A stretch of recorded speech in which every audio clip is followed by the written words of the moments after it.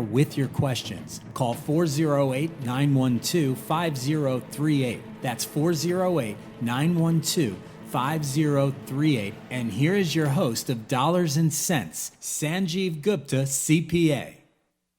Good evening, friends. This is your own CPA, Sanjiv Gupta CPA. Welcome to today's information-packed Dollar and Cents show.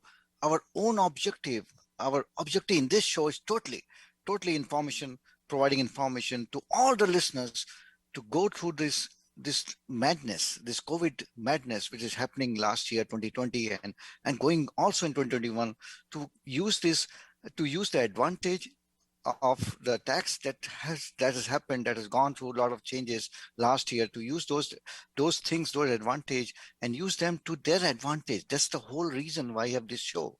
So this segment is totally devoted to dollar update for the benefit of listeners. Dollar topic, we have segment for that one, and then we used to also have a dollar question and dollar joke of the show, but unfortunately we got a lot of calls.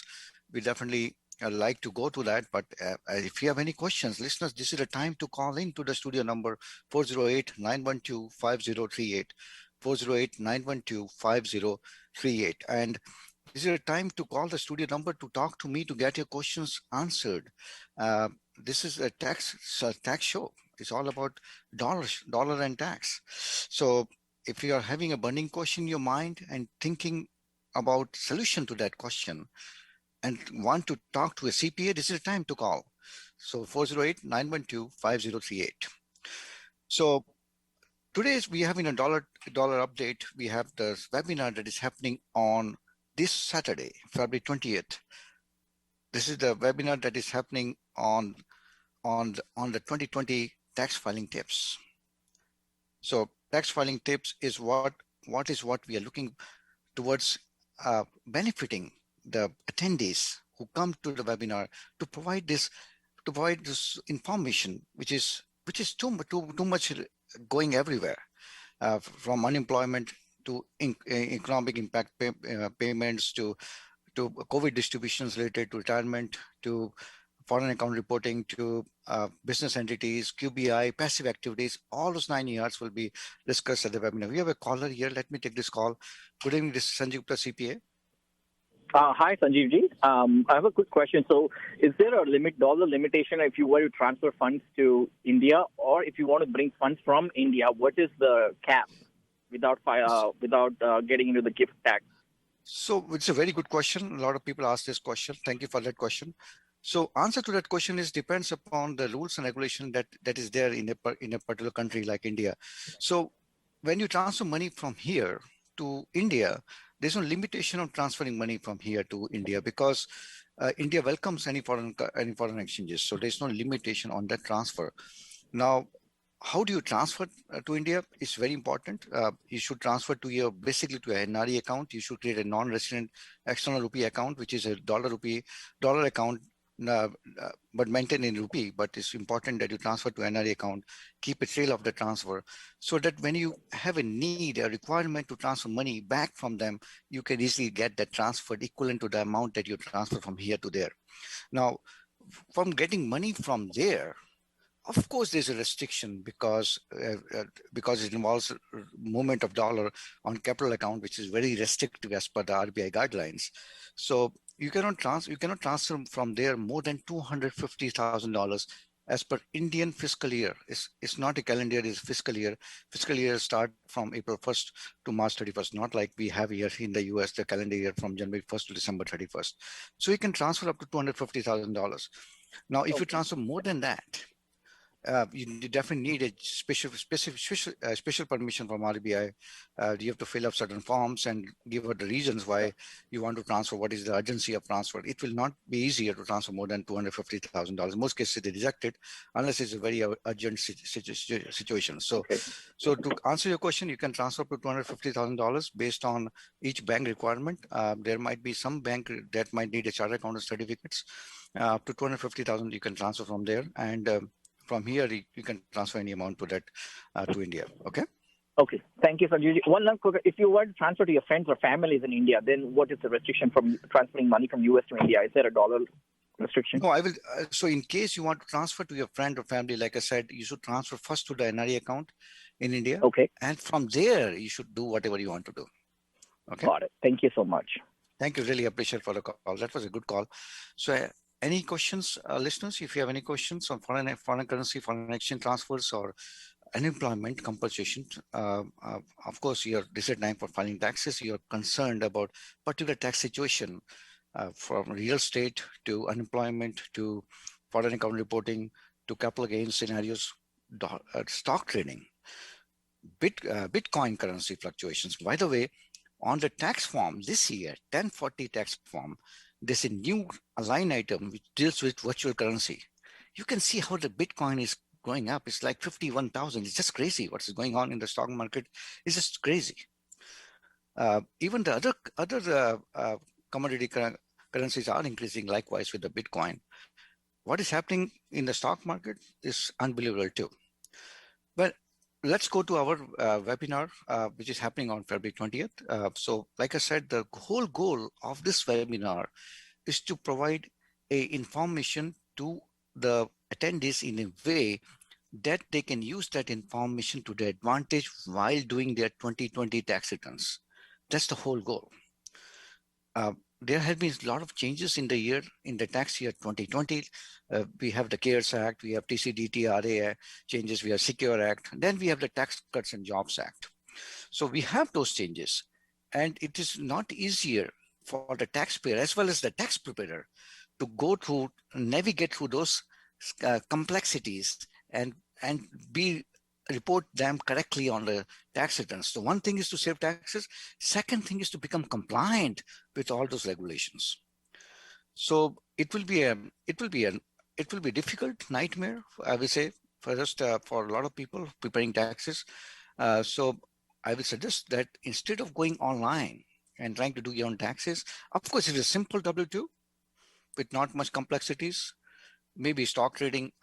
We are doing stock trading and having some vast sales rules and regulations, and you are aware of those vast sales, how to navigate through those vast sales and include on them on your Excel spreadsheet, if you maintain Excel, and include that vast sales as an increasing cost basis, where that will help you substantially when you sell that stock at a later point.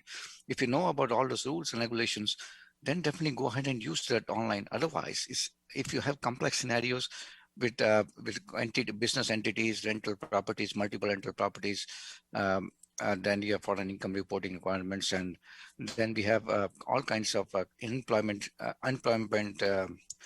changes and stimulus payments. And on top of it, we have the California changes. We're really living in California. California is not accepting what federal is doing. Really, it's going to be a California return will be a one whole return as compared to the federal return. And we have to not look only on federal, but you have to look at California. So if you're doing online and not sure what you're doing with California returns, that's where the problem will come in. So for example, in case of business entity with PPP loan forgiveness, California is saying that there is not allowing source expenses, which is allowed on federal, and that's created a lot of uncertainties relating to the stock basis and their expense deductions on California that will increase your taxable income. We have a caller here. Let me take this call. Good evening. This is Sanjiv Gupta CPA. Yes, I'm Purushottam from downtown San Jose. I'm calling from downtown San Jose. And I'm just very curious to know. I have there is very good business opportunities for CPA in downtown San Jose, and I don't find any Indo-American CPAs working in downtown San Jose. Any reason for that? I have no idea, but definitely we have an office in San Jose. So if you're looking for contacting me, definitely you can call my number 510-825-7563, and definitely we can help you out with all your questions. And we have offices in Fremont, Sunnyvale, San Jose, and Pleasanton. So definitely we can help you there. Okay. Thank you. Thank you. So listeners, if you have any questions, definitely call the studio number 408-912-5038. 408-912-5038. My firm, Sanjiv Gupta CPA, like I said, has offices in Fremont, Sunnyvale, and Pleasanton, and we have a team of experienced CPAs, NCAs, NEAs, and accounting professionals who are well versed not only on US taxes but also in Indian tax rules and regulations. My staff speaks multi languages and are available year round, not only for tax season. I don't hire people just only for tax season and let them go. They are there for year round. We provide the year end support. And by the way, a lot of people are receiving notices from the IRS, which I said in earlier shows, which is referring to something that happened in the past years for filing something which has the date has already expired. So if you've received that notice, please make sure that you understand, open that notice and connect with your tax professionals, because that notice might be already outdated. The system is outrageous. They have they have a lot of tax returns to process. They are very slow in processing those returns. They're way behind by at least 3 to 4 months of processing those returns. So, and they are sending, their systems are sending, not them, their systems are sending, computer systems are sending notices which are just junk notices. So if you receive those notices, then don't scare yourself. Contact your tax professionals and try to connect with the IRS and see what is this notice for. So this webinar that is happening on February 20th is going to provide that information which you're looking for to get the maximum out of your tax filing for 2020. Looking at all the requirements. A lot of people do ask me this question about home office deduction. A lot of people are working from home. Can we take that home office deductions? Of course, it's a gray area, but if the law requires you to use that to your advantage, yes, you can do that. But the problem is we don't have miscellaneous deductions allowed on the federal return. What about the California return? Yes, you can claim those home office, but the problem comes here is where to show that. Of course, you can use the form 2106, but are you going to invite additional attention from franchise tax board to claim those loss, to claim those small expenses? I will prefer not to do that. So our webinar will be answering all those questions, which is going to impact you when you file your taxes. We're going to go through those documents that are required to open and file and report on your US tax returns for 2020. So we have coming to a full capacity. Already about, I will say 380 people registered for the webinar. And maybe we're just having maybe 10, 20 people registration. So more required and we are already up to 150% of the capacity. So try to register as soon as possible. For registration, go to the website, sanjivcpa.com, SANJIVCPA.com, and you can get in and you can get all the benefits of listening to me, getting your question answered at the webinar. And we are providing a discount for those attendees who are registering for the webinar for tax preparation that's going to follow soon. You're listening to Sanjiv Gupta CPA Dollars and Cents Show. Myself, a CPA and also a chartered accountant, having practiced in India for 12 plus years before coming to US. My firm has been dealing with all the complexities of reporting different kinds of foreign income requirements, also providing excellent services in terms of in areas of PPP loan forgiveness, PP1, PP2. We have really helped all my clients to apply for PP2 to qualify that standard of drop in revenue by more than 25%. A lot of CPAs are not even looking into that area, but we have provided an excellent service in that area and support in that area. Any listeners who have a tax question, you can call the studio number. Studio lines are open, 408-912-5038. 408-912-5038. My website, sanjivcpa.com, do provide a lot of information on tax and financial information. And if you are looking for certain questions to a particular tax situation, you can find it on my website, sanjivcpa.com, which has been updated, which I keep updating every now and then with a lot of interesting articles and information which impacts each and every person's bottom line. Let's go to our dollar topic of the show, passive activity. We have been talking about this last week, about passive activity. Now, passive activity means what? Passive activity by general definition means anything that you do which does not involve your time. There's a simple and general term. If it does not involve your time, uh, then it's a passive activity. If it involves your time, you put your time into it, it becomes an active activity. The rules that governs those passive activity, and we have went through that rules last time, so I don't want to continue that with this one. This one we want to go forward and see how the rules affect the passive activity losses and how to use that loss to our benefit when filing the tax returns. This is one of the topics we're going to discuss at the webinar. So as we know, the material participation is one of the most important thing that one look into for claiming that losses from passive activity. What is passive activity? As I just said, passive activity means any activity that does not involve your time. So passive activity can be linked to real estate, can be linked to stock trading, can be linked to K1s that you receive from different business entities in which you don't participate. You are an investor, silent investor, not an active investor.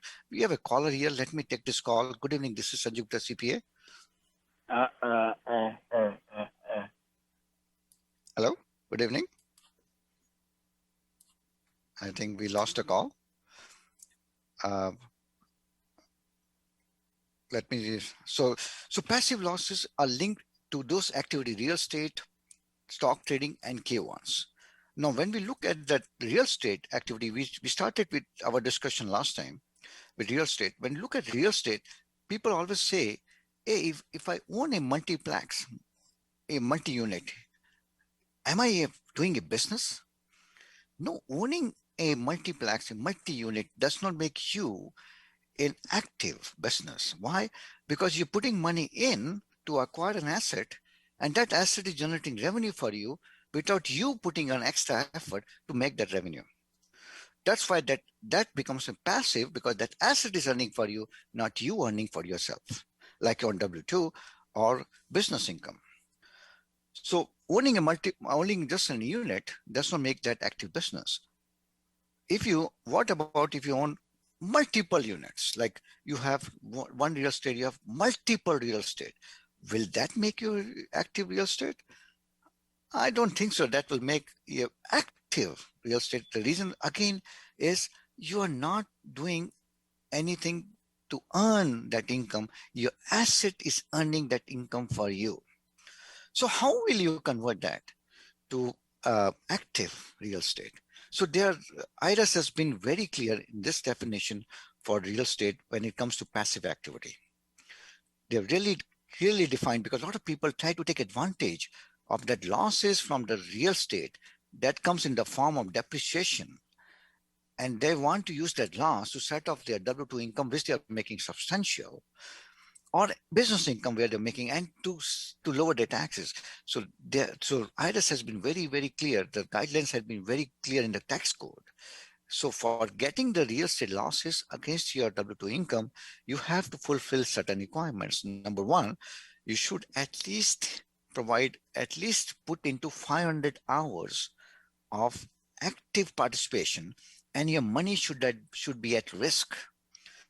That's 500 hours. Now, it's easy to maintain 500 hours. A lot of people do that on the weekend. If you start looking at real estate and start traveling around, talking to tenants and making calls to tenant and advertising and connecting with your bankers and other things. Remember, we are in COVID. How will you be traveling? That's a different scenario. We are not talking of real COVID scenario, because COVID is only for last year, or maybe this year we might come back to our normal scenario. So in this case, real estate, they have said 500 hours minimum 500 hours. They like 750 hours, but minimum 500 hours. And you should really be a real estate professional. You don't need to, people say, if I get a license, will I become a real estate professional? Yes. What about if I don't get a license? Can I be a real estate professional? You still can be a real estate professional. License just make you a step further to qualify as a real estate professional. Does not mean that you have to be a real estate professional.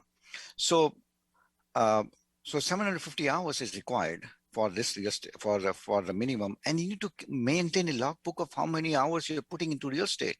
If you do that, If you really like real estate, if you really want to invest in real estate and grow that real estate for your retirement, for making future income, for making your bread and butter from that real estate, you become an active participation of real estate and you can take that losses against your current income.